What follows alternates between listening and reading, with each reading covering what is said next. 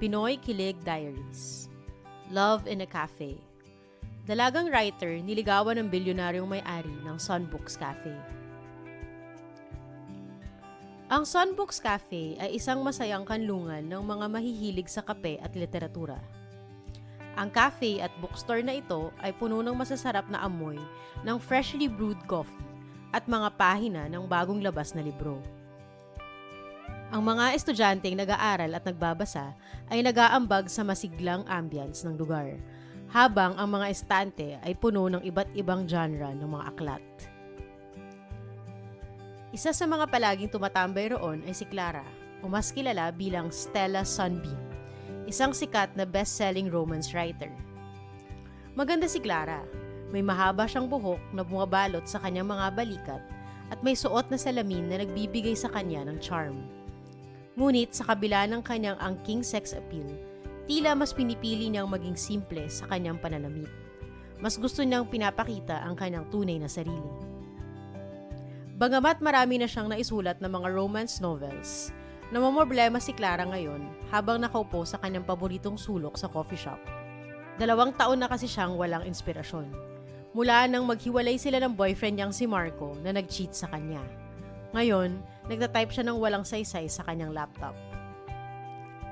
Sana makakita ako ng inspirasyon. Ang hirap na walang kwento na sinusulat si Stella Sunbeam, sabi ni Clara sa sarili niya. Sa gitna ng masiglang ambience ng Sunbooks Cafe, nag-iisip si Clara kung paano niya maaasikaso ang kanyang susunod na libro. Puno ng pag-asa at pagmamahal ang kanyang mga libro, pero ngayon, ang mga naisusulat niyang pahina ay taliwas sa mga nakasanayan ng kanyang mga romance novel fans. Maraming pag-aalinlangan itong si Clara at sa kanyang isip, parang masyado siyang nalulumbay para magsulat. Nakatulala lang si Clara sa kanyang laptop nang biglang tumunog ang kanyang cellphone. Nagulat si Clara. Tumatawag pala si Agnes, ang kanyang book agent. Hi Clara, just checking in. Nandiyan na ba ang draft ng libro mo? Tanong ni Agnes. Ang boses nito ay puno ng sigla. Hi Agnes. Actually, medyo nahihirapan akong magtapos eh. Kailangan ko ng konting oras. Sagot ni Clara, sinisikap na maging mahinahon. Uy Clara ha, may deadline ka. 2 weeks na lang. I'm sure kaya mo yan. Kailangan lang ng focus. Sige, bye! Sumagi sa isip ni Clara ang mga pangarap niyang magsulat ng mga kwento ng pag-ibig. Ngunit, tila nagiging mahirap ang lahat. Pagkatapos niyang ibaba ang tawag, biglang may bumaksak na tasa sa kanyang harapan na nagdulot ng ingay at gulo. Sorry, I didn't mean to. Sambit ni Daniel, isang poging barista sa cafe. May mabait na ngiti sa kanyang muka, subalit ngayon ay nagkukubli ng pagkabahala. Dali-daling pinulot ni Daniel ang nahulog na tasa malapit sa lamesa ni Clara. Okay lang, just be careful next time, sagot ni Clara. Nabighani si Daniel sa ganda ni Clara at panandali ang natulala ito. Napakaganda niya. Yan ang tumatakbo sa isipan ni Daniel habang nakatitig lang siya kay Clara. Nang matauhan si Daniel, bigla siyang nagpanik at nag-offer ng baso ng tubig kay Clara. Miss, here's a glass of water. Mukha lang cool si Daniel pero ang hindi alam ni Clara ay kung ano-ano na ang tumatakbo sa isip nito. Hala, bakit ako nagbibigay bigla ng tubig sa kanya? Baka isipin niya weirdo ko. Ano ba Daniel, umayos ka nga? Hayaan mo na, tuloy mo na.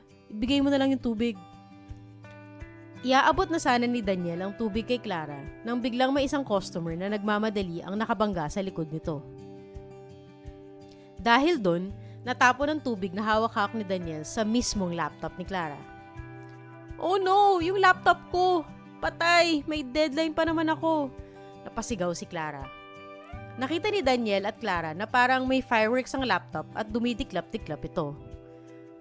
I'm so sorry miss, sabi ni Daniel. Puno ng pag-aalala ang kanyang tinig. I will pay for the repair. Ako nang bahala. Dagdag pa nito. Nakita ni Clara ang paninindigan ni Daniel. Alam niya rin na aksidente ang nangyari.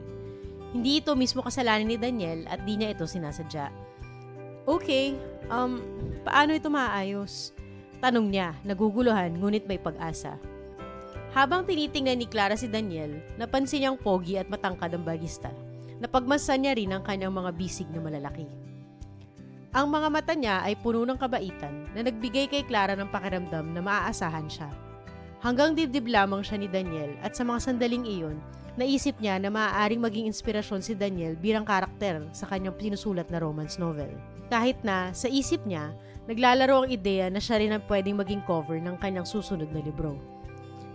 Agad-agad na na-attract si Clara kay Daniel, ngunit pinigil niya ang sarili na ipakita ang kanyang damdamin. Naputol ang pagdi-daydream ni Clara nang biglang kinausap siya ni Daniel. "Hintay ka lang dyan, miss. May tatawagan akong magaling sa computer. Magagawan niya yan ng paraan." "Sige, dito lang ako," sagot ni Clara.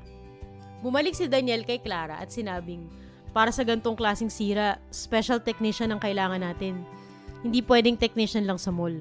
Kung mapagkakatiwalaan mo ko, ipapaayos ko ang laptop sa kakilala kong IT expert."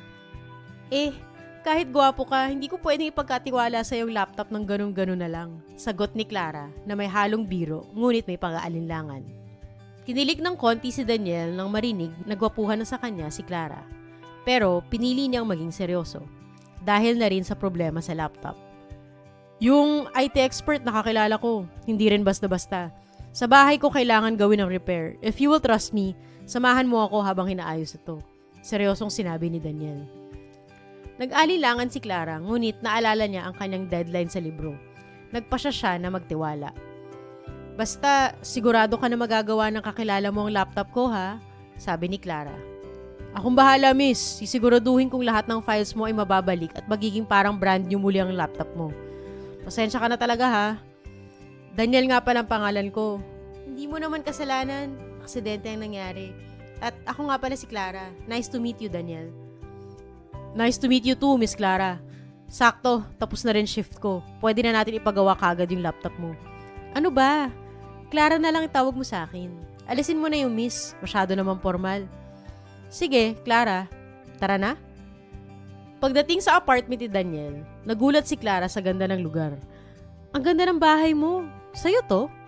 tanong niya nang di makapaniwala. "Oo, sa akin. Regalo sa akin ng parents ko." "Ayos sagot ni Clara. Tila tinitimbang ang sagot ni Daniel. Hindi nagtagal, dumating ang technician na si Alan XCS. Agad nitong tiningnan ang nasirang laptop ni Clara. "Basang-basa Nag-swimming ba tong laptop?" pabirong sabi ni Alan XCS. "Oo nga kaya hiyang-hiya ako dito kay Clara. Pero kaya naman di ba masalba yung laptop, pati yung mga files nito?" "Ako pa ba? Akong bahala. Mga ilang oras lang, good as new na to. Basta Daniel, alam mo naman ang fee ko, di ba?" "Akong bahala sa'yo, Alan XCS. Bigyan pa kita ng malaking tip." "Yan ang gusto ko sa'yo, Daniel Sige, umpisahan ko na to." Habang naghihintay magawa ang laptop, nagkaroon ng pagkakataon sina Daniel at Clara ng panahon upang makapag-usap. "Nabanggit mo pala kanina na may deadline ka. Report ba yun?" tanong ni Daniel. Halatang curious siya sa trabaho ni Clara. Hindi. Deadline ko sa kwentong sinusulat ko. Bago nga mangyaring aksidente, sakto, kakatawag lang ni Agnes, yung book agent ko. Ayun, gentle reminder daw na deadline ko na in 2 weeks. "Wow, writer ka pala." Bilib na sinabi ni Daniel. "Anong title ng mga librong na isulat mo? Baka pamilyar ako." Dagdag pa nito. "Nako, sa romance ang genre ko, baka di ka pamilyar," nahihiyang sinabi ni Clara. "Alam mo, ang isang mahilig sa libro na katulad ko, walang pinipiling genre. Basta maganda ang kwento, binabasa ko." Nakangiting sinabi ni Daniel. "Well, I don't know kung familiar ka sa mga Stella Sunbeam books," nakangiting sabi ni Clara. "Stella Sunbeam? Oo naman, bestseller lagi mga libro nun Teka, ikaw si Stella Sunbeam?" "The one and only. Pen name ko si Stella Sunbeam." "Wow! Nasa bahay ko nag-iisang Stella Sunbeam. Napakaswerte ko naman," masayang sinabi ni Daniel. "Uy, grabe ka. Pero salamat at fan ka pala ng mga gawa ko." Hindi ma-explain ni Clara pero magaang pakiramdam niya kay Daniel kaya nakapag-share pa siya ng mga iniisip niya. "Alam mo, may mga pagkakataon talagang nahihirapan ako bilang writer. Ang baba lang ng kita ko," sabi ni Clara. Tila nagbabahagi ng kanyang mga takot. "Dapat mas mataas ang bayad. Dapat mas mataas ang bayad mo. Galing sa utak ng writer ang mga kwento. Kwento na nagiging libro. Libro na binibenta sa Sunbooks Cafe. Sagot ni Daniel. Tumitingin kay Clara nang may pag-unawa. Mula sa kanilang pag-uusap, unti-unting nagkaroon ng koneksyon sa pagitan nila. Tila bawat salita ay nagpapalalim sa kanilang pagkakakilala sa isa't isa. Hindi na malaya ni Clara na nakatulog na pala siya. Pagkagising, nakahiga na siya sa malambot na kama.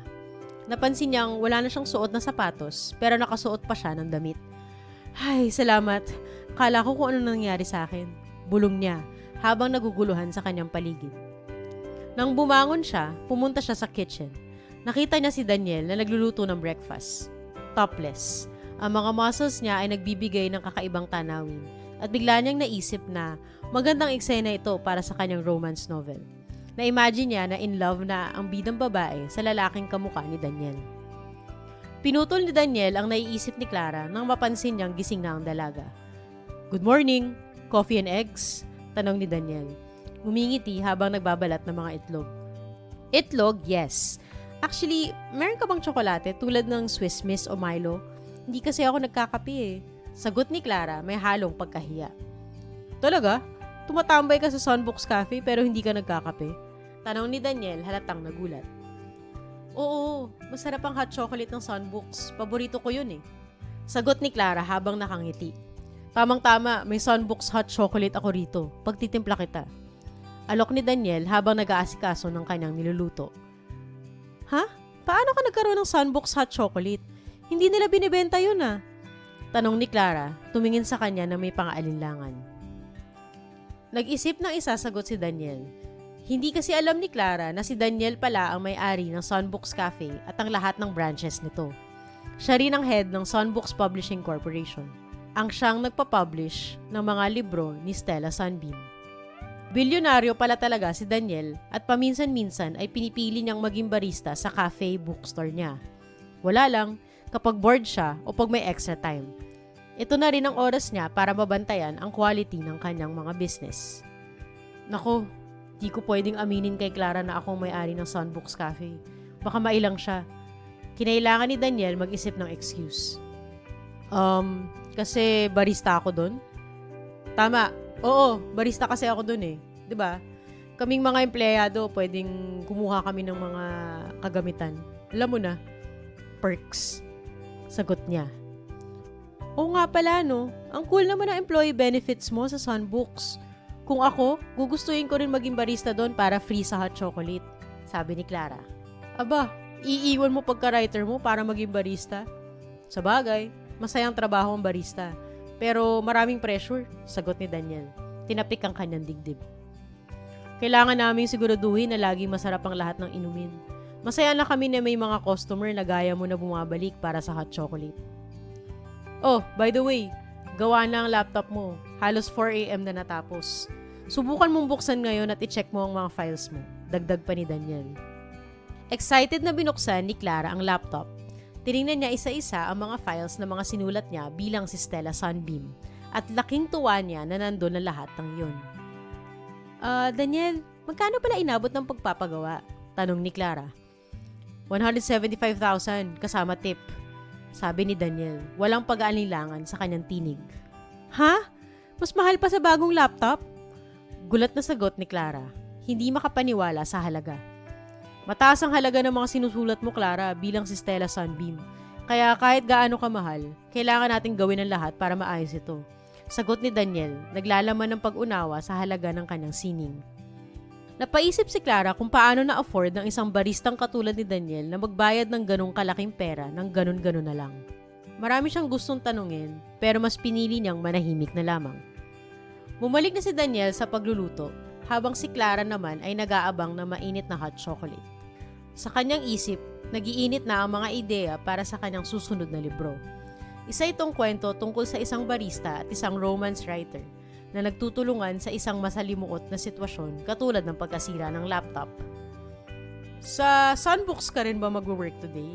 Tanong ni Daniel. Yes, dun ulit. Ah, cool. Sige, sabay na tayo pumunta. Ano nga pala yung title ng bago mong kwento? Love in a Cafe. Inspired by, well, my experience. Si Daniel mukhang interesado. Aba, sino ang bida? Anong pangalan? Di pa ako sure eh. Parang naisip ko yung bidang lalaki, barista. Inspired by you? Wow, okay yan. It will be my honor na maging isang karakter mo, Miss Stella Sunbeam. Iginugol ni Clara ang natitirang 2 linggo para matapos ang kanyang libro na Love in a Cafe sa Sunbeam Cafe. Ginawa ng inspirasyon si Daniel bilang main lead. Si Daniel naman, araw-araw siyang pinapadalhan sa kanyang table ng mga masasarap na pagkain. Pasta, tinapay, burger, at syempre, ang hot chocolate. Bakit sobrang bait mo sa akin? Anong kapalit nito? Tanong ni Clara bago kumagat sa burger.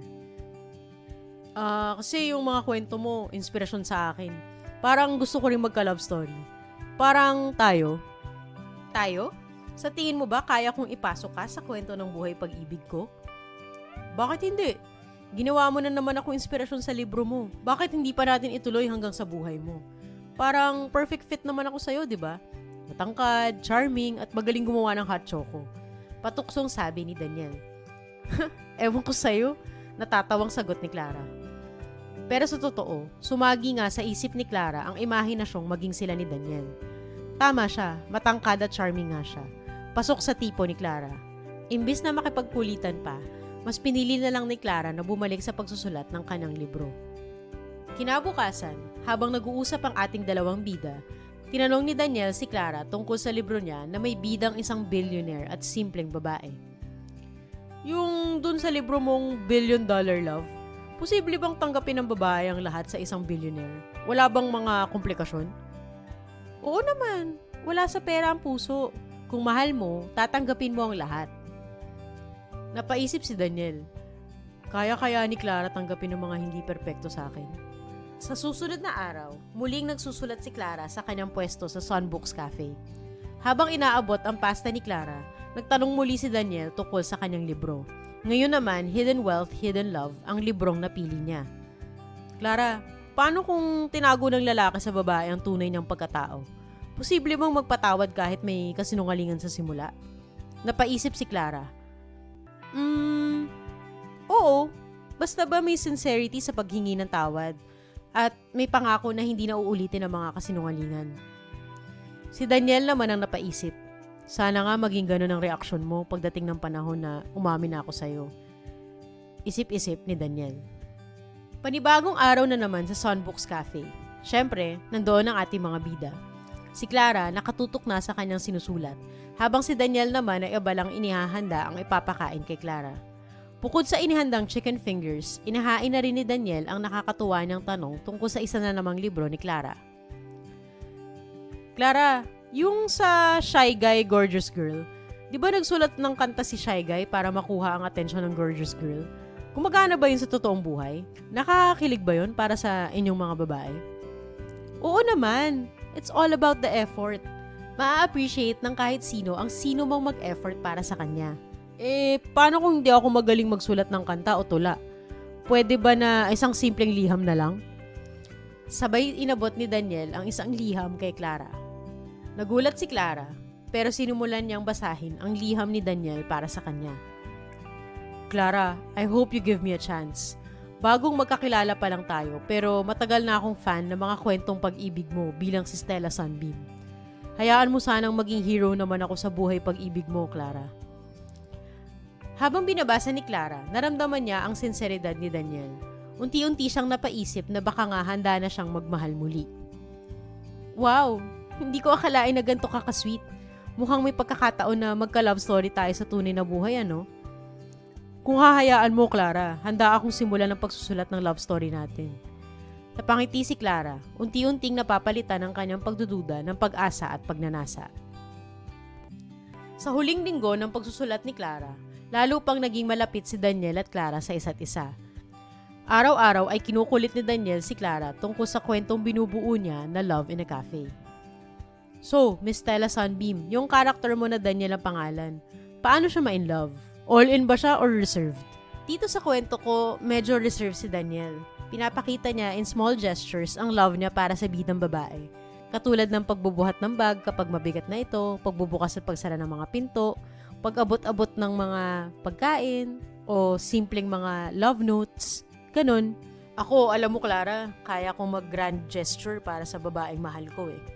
Pero depende sa'yo yun kung gusto mo ng mas simple, like cooking eggs for breakfast. Game din ako. Napatawa niya si Clara. Sige na, kailangan ko nang matapos tong libro ko. Mamaya na ulit tayo magkulitan. Kinabukasan, lumapit na naman si Daniel kay Clara. Miss Writer, gaano katagal hinintay ng karakter mo sa kwento ang matamis na oo mula sa babaeng nililigawan niya? Alam mo Daniel, hindi naman nasusukat ng araw o buwan ng pagmamahal. Minsan kahit 24 hours lang magkakilala pero may spark. Go na! Parang tayo. Halos 24 hours tayong magkasama habang inaayos ang laptop mo. Pero tulad ng laptop mo na muntik sumabog, may spark din tayo, di ba? Ang galing mo Nasingit mo pa yun? Sige na, time to write na ako. Deadline ko, remember? Sa susunod pang mga araw, may bagong pangungulit pa si Daniel. Yung babaeng bida sa libro mo, mahilig ba sa surprises? Hindi ko pa naiisip eh. Wala namang scene na may surprises sa sinusulat ko. Ikaw, mahilig ka ba sa surprises? Ako? Sa totoo lang? Hindi. Ayoko kasi yung nabibitin or nagugulat. Gusto ko yung ready ako. Kahit na sobrang ganda ng surprise, hindi mo pa rin gusto? Depende. Mas gusto ko talaga maayos usapan, walang tinatago. Mas gusto ko malinaw lahat. Kahit na super ganda ng surprise? Depende nga. Bakit? May surprise ka ba sa akin? For now, ito munang hot choco with marshmallow. Enjoy! Binigay ni Daniel ang cup ng nakasmile. Wow, ikaw na. Salamat sa isang matamis na sorpresa. Sabihan mo lang kung gusto mo pa ng extra marshmallows ha. Sure, sige. Simulan ko ng pagsusulat. Salamat ulit. Sa huling araw bago ang deadline, lumapit ulit si Daniel para kamustahin at kulitin siya. So, si Daniel na karakter mo, daring ba siya sa pag-amin ng feelings niya? Oo, dapat may moment na now or never siya. Pero para maganda ang plot, iniisip ko rin na dapat may kaunting takot rin siyang nararamdaman. Yung parang magdadalawang isip pa siya. Then I guess he needs a little push. Parang ako, nag-ipon din ako ng lakas ng loob to finally talk to you. So what was the push you needed? Yung customer na nakabangga sa'yo kaya natapon ng tubig sa laptop ko? Yes, yun nga, literal na push. Pero tingnan mo nga naman kung nasa na tayo ngayon. Hanging out and having fun together. Tama ka naman, Daniel. Maganda nga ang naging resulta ng aksidenteng yun. Matatapos na ni Clara ang kanyang libro. Ang bawat salita at pahina ay punong-puno ng damdamin na ipinahayag niya mula sa kanyang puso. Habang naghahanda na siya ipasa ang draft sa kanyang agent, tinawagan niya si Agnes. Agnes! Tapos na ako. Nasend ko na yung huling chapters ng libro. Congrats! Alam mo, nabasa ko ng ibang chapters. Parang ito na ang pinakamaganda mong gawa sa nakaraang 2 taon. Nababasa ko ang saya at inspirasyon sa kwento mo. Salamat, Agnes. Talagang masaya akong makumpleto ito. Alam mo, matagal na kitang kilala. Parang nanumbalik ang dating saya mo. Clara, may love life ka na ba ulit? Parang nabuhay kang muli eh. Napaisip sandali si Clara. Parang meron. Hindi ko pa alam eh. Pero yes, I feel inspired. Ang saya at inspirasyon na nararamdaman ni Clara ang siyang nag-udyok sa kanya na pumunta sa Sun Books. Excited siyang ipabasa ang draft ng kanyang libro kay Daniel. At syempre, para makita na rin si Daniel. Sa wakas, at di na siya busy, pwede na lang siya tumambay sa cafe, makipagkwentuhan, makipagkulitan, at syempre, konting landian. Ngunit pagdating na sa Sun Books Cafe, nagulat si Clara. Wala doon si Daniel. Ang kanyang ngiti ay unti-unting naglaho. Lumapit si Clara kay barista James, na abala sa kanyang trabaho. Hi James, alam mo kung nasan si Daniel? Bakit wala siya? Oh, hi Miss Clara. Si Daniel, di raw muna papasok. May mga importante daw siyang aasikasuhin. Wala siyang sinabi kung kailan siya babalik eh. Ganun ba? Sa mga salitang iyon, naramdaman ni Clara ang bigat ng pagkakahiwalay kay Daniel. Muli siyang umupo sa kanyang paboritong sulok sa cafe. Siya ay naguguluhan sa pagkawala ni Daniel. Napansin ni James na parang may mabigat na nararamdaman si Clara. Nalapitan ni James si Clara at nagtanong, Miss Clara, wala ka bang number ni Daniel? Baka pwede mo siyang tawagan. Wala eh. Dito kami sa cafe nag-uusap halos araw-araw. Buong araw. Kaya hindi ko naisip na hingin pa ang number niya. Ayoko ring maging clingy kasi. Baka lang di mo pa alam, pero parang may chemistry kayong dalawa. Hindi ka dapat mag-alala na maging clingy kung may nararamdaman ka. Napaisip si Clara at napangiti sa mga sinabi ni James. Sana nga. Sa sandaling iyon ay mas gusto niya lalong ipabasa ang bagong libro kay Daniel. Gusto niyang malaman ni Daniel na naging napakalaking inspirasyon siya sa kanyang gawa at buhay. Maya-maya lang, tumawag ulit si Agnes kay Clara para balitaan siya tungkol sa kanyang libro. Clara, congrats! Sabi na maganda talaga ang libro mo Gusto na daw i-publish agad-agad ng Sun Books Publishing Corporation ang libro mo. Sakto, matagal nang hinihintay ng mga fans ang pagbabalik ng gawang Stella Sunbeam. Wow! Thanks, Agnes! Nako, gustong-gusto ko na rin ma-meet ulit ang mga fans ng books ni Stella Sunbeam. Na-miss ko na ang connection ko sa kanila.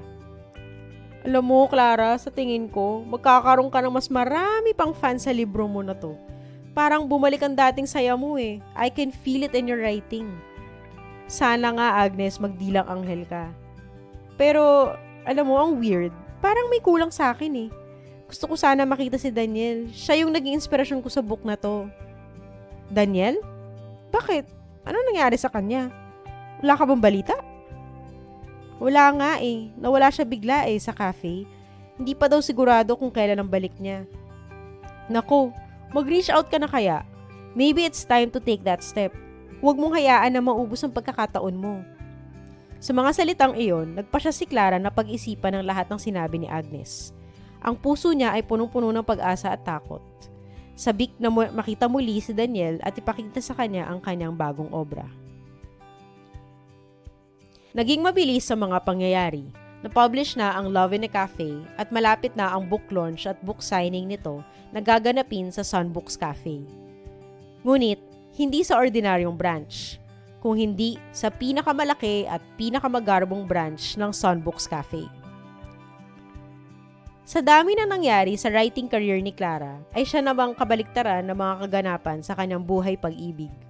Wala pa ring paramdam si Daniel sa kanya. Hindi pa rin ito bumabalik sa Sun Books Cafe. Malungkot man si Clara, ay ibinuhos na lamang niya ang kanyang atensyon sa nalalapit na book launch at signing. Buti na nga lang at kasama niya si Agnes sa bawat hakbang ng paghahanda.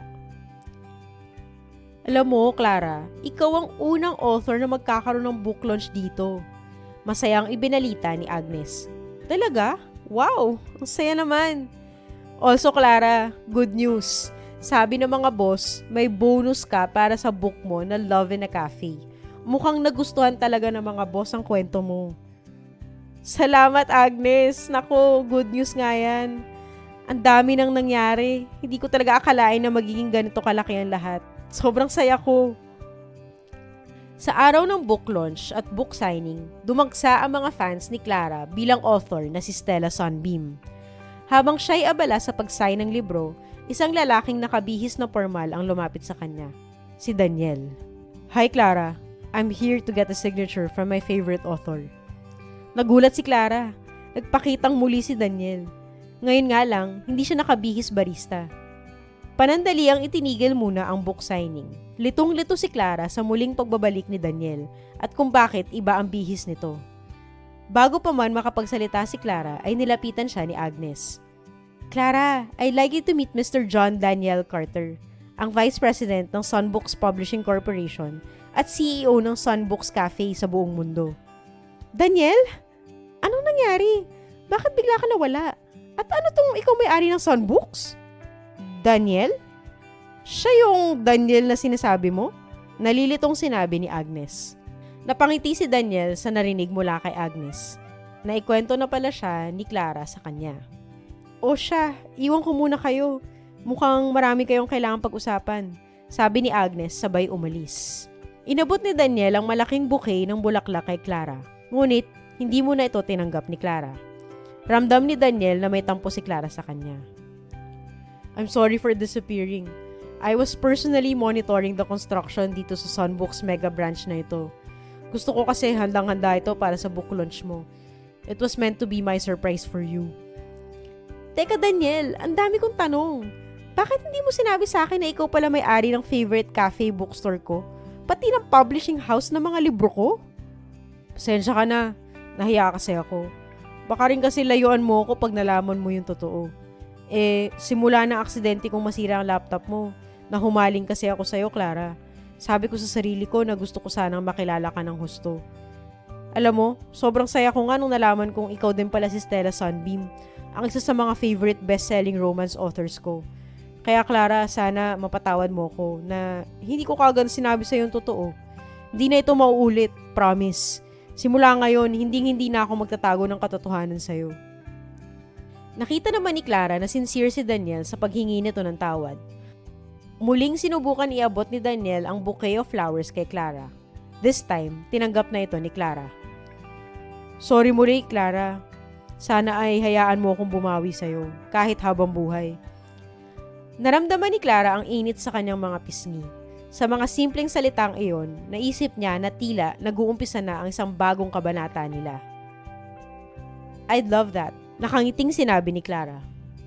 Itong bagong libro mo, talagang tumama sa puso ko ang kwento. Nakakatuwa na naging parte ako nito. Inabot ni Daniel ang isa na namang love letter kay Clara. Sinimula nitong basahin ni Clara na may ngiti. Dear Clara, mula ng unang pagkikita natin, alam ko ng espesyal ang passion at creativity mo. Gusto ko lang ipaalam sa'yo na hindi lang ako basta fan mo. Ako ang #1 supporter mo. Handang sumuporta sa lahat ng gawa mo. Bilang CEO ng Sunbooks, excited akong tulungan kang ibahagi ang mga kwento mo sa mundo. Naiisip ko ang isang kinabukasan kung saan hindi lang natin isusulat ang love story natin, kundi magi-inspire din tayo ng marami pang tao sa pamamagitan ng mga libro natin. Ang mga salita mo ay may kapangyarihang humawak sa puso ng mga tao at kinararangal kong maging parte ng journey mo. Para sa mga kwentong bubuuin natin at sa mga adventures na naghihintay sa atin. Iyong-iyo, John Daniel Carter. Napangiti si Clara at niyakap ng mahigpit si Daniel. Nagsipalakpakan naman ang mga fans ni Stella Sunbeam nang makita ang nakakakilig na eksena. Pagkatapos nito, itinuloy ng muli ang book signing ng bagong libro ni Clara, or mas kilala bilang Stella Sunbeam.